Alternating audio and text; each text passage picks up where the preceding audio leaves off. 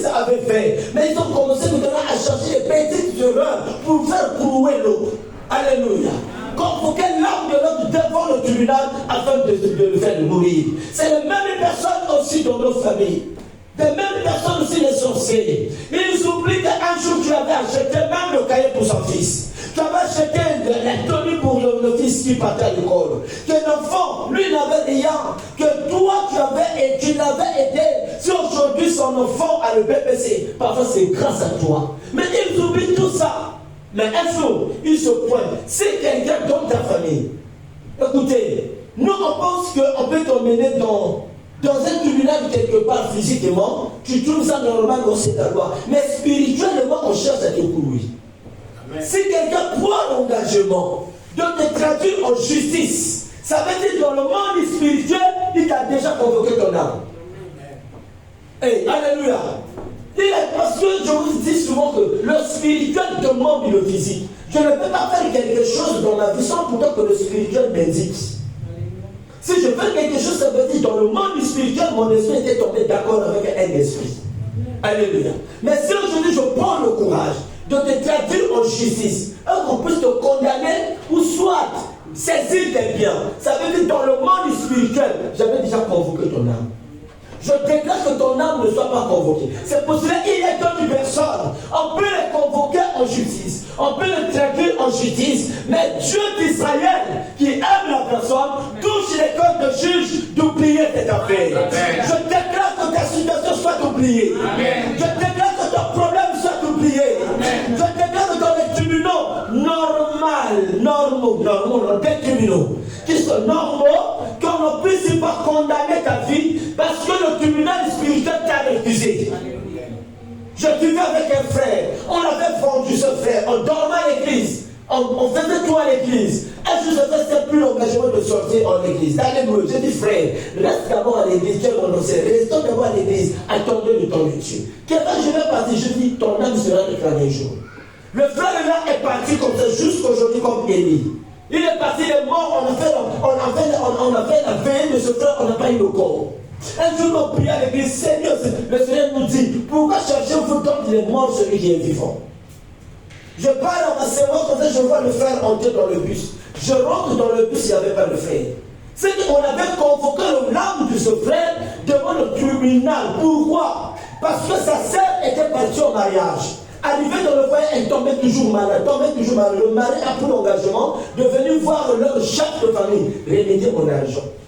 Lui, il est parti voir le chef de famille. Ma soeur, quand on mangeait la vie de ma soeur malade. Le chef de famille a dit, toi, un enfant, tu veux blaguer avec moi? Donc, moi, là, ils ont fait comme ça. Ils ont parlé entre eux. On l'a remis quelques sommes. Lui, il a pris l'argent. Au lieu d'aller remettre l'argent qu'il a mangé. Dès qu'il avait mangé, son âme a été récupérée depuis le tribunal magnifique. Ce frère est parti aujourd'hui, juste aujourd'hui. Mais là où on l'avait condamné, le monsieur qui l'avait acheté l'a refusé. On a venu nous dire que partout où le frère là est, on l'aurait avec la Bible en main. Le frère là avait la Bible en main. Devant les tribunaux comme ça, avec la Bible en main, on le chassait. Je déclare qu'on te chasse dans le domaine spirituel là où on t'a mené. Quand on te chasse, quand on dit à la personne, quelle est cette personne que tu nous emmènes? Cette personne n'est pas de ce monde. En Jésus, nous ne sommes pas de ce monde. Nous sommes du monde céleste. Celui qui est du monde céleste, on ne peut pas convoquer son âme dans le monde maléfique. Oh, nous sommes plus dangereux. Alléluia. Je déclare que ta vie soit entre les mains de Jésus. Lisez le dernier verset. On va prier ici. Le dernier verset qui conclut, qui montre que Jésus nous avait déchiré ses actes. Colossiens. Nous répétons les versets, parfois nous ne comprenons pas ce que nous voulons faire. Colossiens. C'est par là que nous avons prié. C'est pour cela que je vous en supplie, venez souvent en temps. On a envie vraiment de prier. Colossiens. Qui t'a convoqué? Qui a convoqué ton âme? Qui a convoqué ton âme? Personne ne peut convoquer ton âme. Dis au nom de Jésus. Personne ne peut convoquer mon âme. Personne ne peut convoquer mon âme. Colossiens chapitre 2, verset 14 à 16. Je vois deux choses. Je vais vous le dire. Colossiens chapitre 2, verset 14 à 16. Seigneur, aide-moi. Chapitre 2, verset 14 à 16. Écoutez. a effacé. Dis avec moi, il a effacé.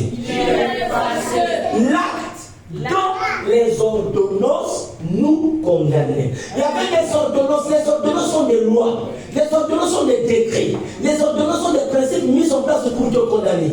Mais dans les actes que toi tu as commis, alors il y a des ordonnances dans le monde des ténèbres qui disent que celui qui va commettre ces actes, on va le condamner.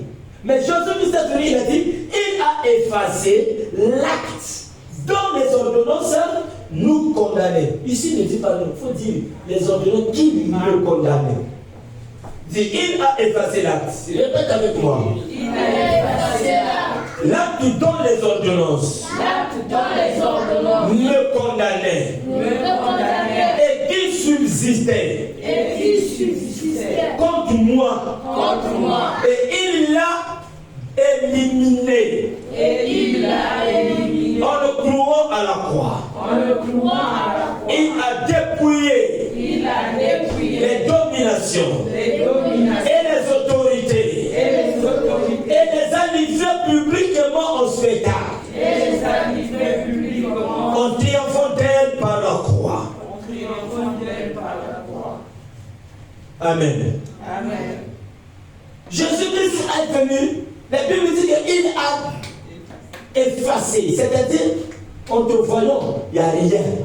Il a effacé les actes dont les ordonnances qui te condamnaient à vivre, à vivre condamné, dont les ordonnances nous condamnaient.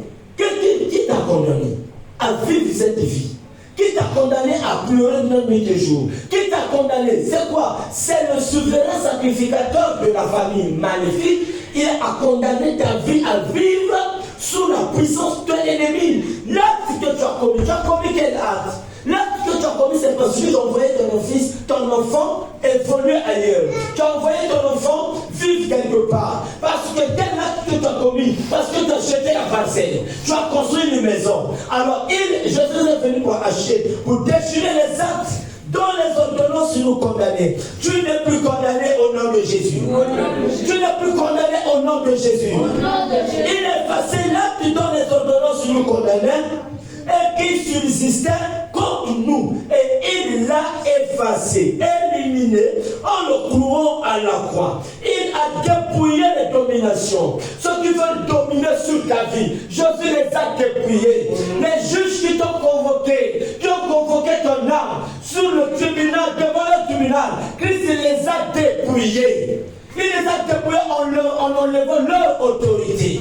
Ils n'ont pas le pouvoir, ils n'ont pas l'accès de mettre leur main sur ta vie. Jésus-Christ, il les a dépouillés. Il a dépouillé les dominations. Il a dépouillé les autorités. Ceux qui ont le pouvoir de signer les décrets. Je déclare que ce soir, qu'il y a un conseil céleste afin de voter un décret pour la réussite de ta vie. Je déclare au nom de Jésus que Dieu se tient dans son conseil afin de voter une loi qui va te faire entrer dans ta lignée de la destinée. Parce que le décret maléfique, l'objectif est de faire arrêter le destin d'une personne.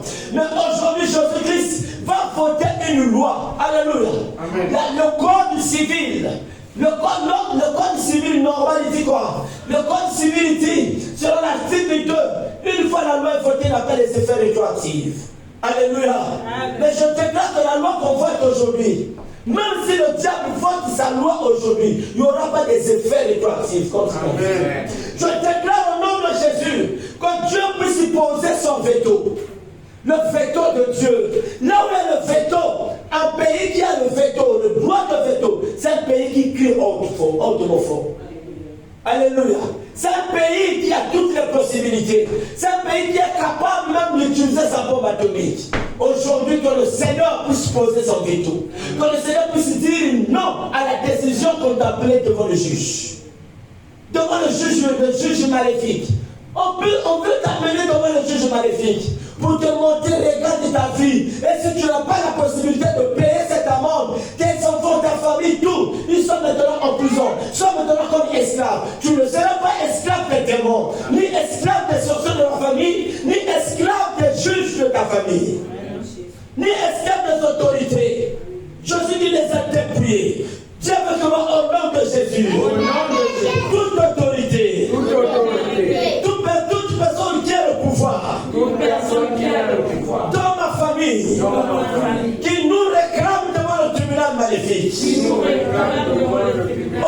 aujourd'hui, au nom de Jésus, de selon la croix de Jésus, ces personnes ont été dépouillées. Je suis libéré. Je suis libéré. Au nom de Jésus, tout acte qui condamne ma vie a été déchiré. Je ne suis plus condamné à vivre dans la médiocrité, à vivre comme esclave, à vivre dans la maladie. Au nom de Jésus, que mon âme quitte le tribunal maléfique, que mon foyer, que mes enfants quittent le tribunal maléfique. Au nom de Jésus. Vous allez constater avec moi, une personne, dès qu'elle met ses pieds dans les tribunaux, elle est incarcérée, la personne est incarcérée, mise au cachot. Même si la personne là sort, sa vie sera toujours bizarre. Alléluia. La prison, les tribunaux, ce ne sont pas les endroits où emmener les gens, amener les autres. Si quelqu'un, maman, te met dans un tribunal, la personne ne t'aime pas. Alléluia. La personne ne t'aime pas. Si la personne te donne une convocation, mon Dieu. Quand je vois les policiers, je me demande, depuis là je me demande les policiers là c'est quoi? Il y a une convocation qu'on va déposer. Attendez, va recevoir une convocation. Amen. Amen. Et cette convocation, ce n'est pas, je dis Papa César, mais les gens pensent qu'on va porter plainte à Papa César. Non, à Papa César.